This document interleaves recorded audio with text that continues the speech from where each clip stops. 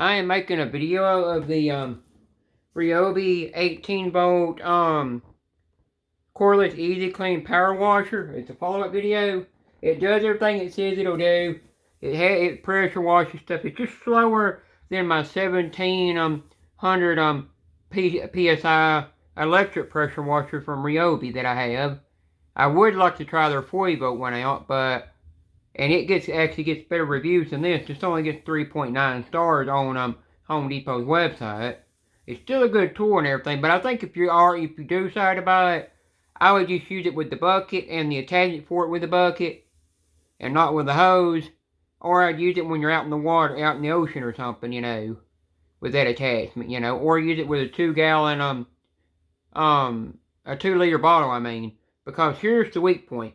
This is what broke off when I had it attached to a garden hose and I had the connector it goes with to let a garden hose hit to it. It broke the first time I used it, and I wasn't even putting no pressure on it or pulling it, and it just broke right off. And it started leaking around that connector too. So that connector lets things leak real bad. So it started losing pressure, and then when it lost pressure, it took I had to let it cool I had to pull off the trigger and let it sit for a few minutes. And then after you let it sit for a few minutes, then it built up pressure again and started working. And on turbo it cleans okay, but when you put it on 15 degree, it cleans a lot better. And then when you do it on rinse, it's just like it's a mist of air that comes out. It's not really that powerful, And yeah, like some people said in the reviews, yeah, you'd have to have a second bucket full of soap just to be able to use soap with it. So that's kind of beats the point of it, So I'd rather just stick with my electric than use this. I don't care if this is quick and portable or not. The electric would do a lot better. So I just wanted to give y'all a little heads up, And I don't even think it would work good as a pesticide or a herbicide spray. You'd be better off buying their backpack spray, their first generation one, or their second one they're coming out with, or buying their 1-gallon sprayer or their 2-gallon sprayer they have that has where their 1-gallon and their 2-gallon have an extra tank you can buy for them, and they also have a screw-on tap that goes on them if you're going to put out herbicides or pesticides, because that's better than this right here.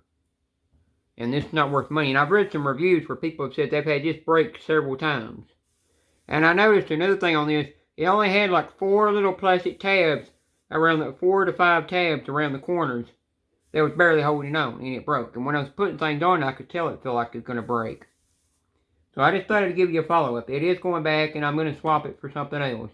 I love Ryobi tools, and I will always keep buying Ryobi. But it don't matter what brand you buy. It don't matter if it's a Milwaukee, Makita, or whatever brand you get from Lowe's.